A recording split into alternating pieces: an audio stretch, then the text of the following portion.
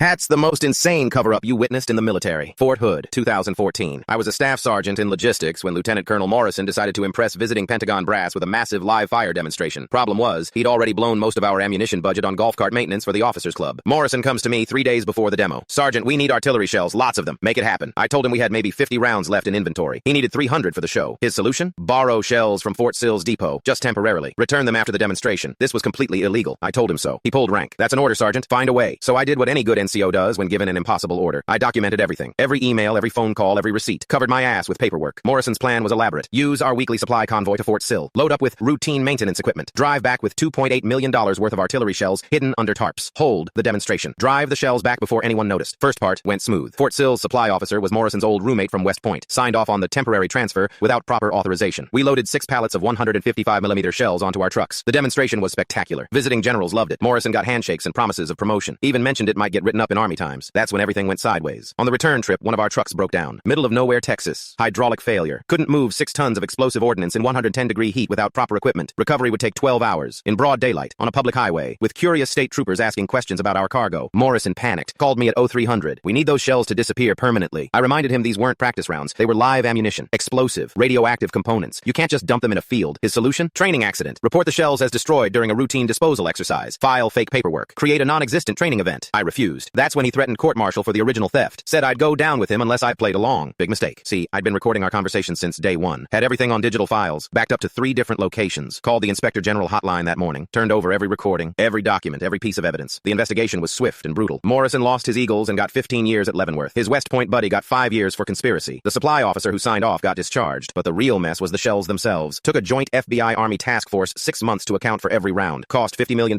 in investigation fees, security protocols, and political damage control. Turns out Morrison had done this before. 3 different bases. Always with the same excuse about temporary borrowing. Investigation uncovered $15 million in stolen equipment over 5 years. Pentagon classified the whole thing. Buried the report. Morrison's name disappeared from all official records, like he never existed. The visiting generals? They got promoted based partly on witnessing that impressive live fire demonstration. None of them ever knew they were watching a criminal conspiracy unfold. I got transferred to a desk job in Alaska. Spent 2 years in silence. Couldn't tell anyone what really happened. Even my wife thought I was just another NCO who'd pissed off the wrong officer. Best part? Morrison's still writing letters from prison, claiming he was just being creative with logistics. Says I ruined his career over a minor procedural violation. Sometimes the biggest crimes are committed by people convinced they're just bending the rules. And sometimes the cover-up reveals just how deep the corruption really goes.